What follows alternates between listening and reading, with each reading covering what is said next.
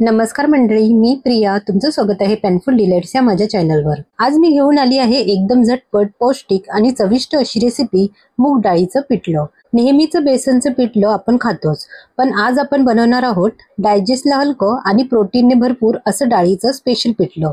अगदी कमी मसाल्यात, थोड्याच वेळात आणि हो, भात, भाकरी किंवा पोळी कोणत्याही पदार्थाबरोबर एकदम भारी लागणार आहे। तर चला मग सुरू करूया आजची ही झटपट आणि स्वादिष्ट रेसिपी मूग डाळीचं पिठलं। यासाठी आपल्याला लागणार आहे 1 वाटी मुगाची डाळ।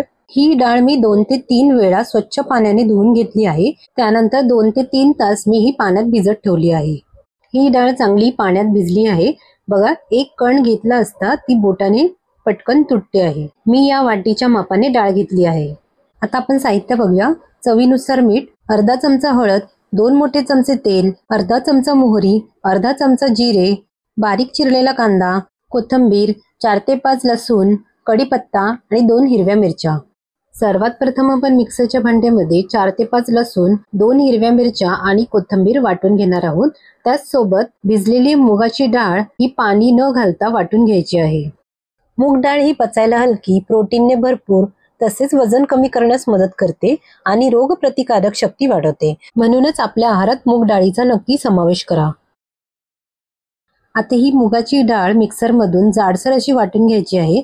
यामध्ये 2 मोठे चमचे पाणी घालून हे मिश्रण एकजीव करायचे आणि परत वाटून घ्यायचे आहे।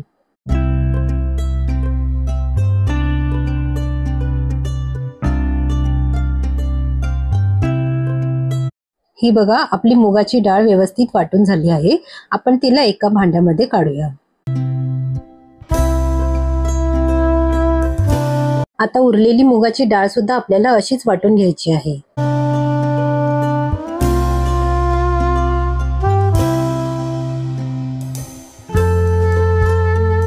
ही बघा, आपली डाळ वाटून झाली आहे। आपण ही पहिल्या मिश्रणामध्ये एकजीव करूया। आता हे डाळीचे मिश्रण आपल्याला चांगले मिक्स करायचे आहे।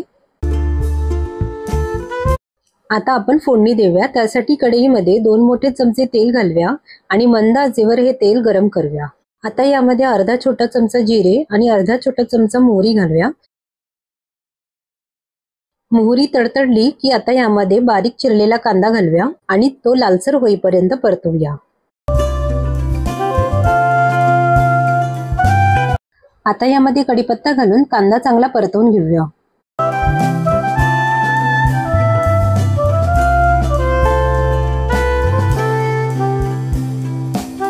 यामध्ये आता चवीनुसार मीठ घालूया।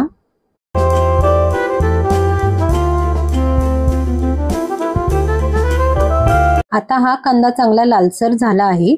आता यामध्ये आपण मुगाचे मिश्रण घालूया। यामध्ये अर्धा छोटा चमचा हळद घालूया। आता हे मंद आचेवरती सतत ढवळत राहायचे आहे, जेणेकरून यामध्ये गुठळ्या होणार नाहीत।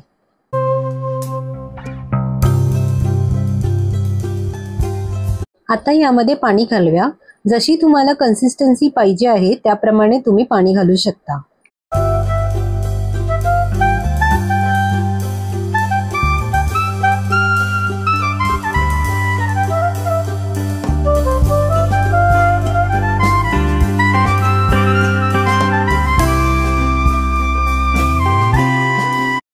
आता याला झाकण लावून एक वाफ काढूया। हे बघा, आपलं पिठलं कसं घट्ट झालं आहे। हे पिठलं जसं थंड होतं तसं घट्ट व्हायला लागतं, त्यामुळे हे पिठलं तुम्ही थोडं पातळच ठेवा। आता हे पिठलं तयार झालं आहे। आपण यामध्ये चिरलेली कोथिंबीर घालूया।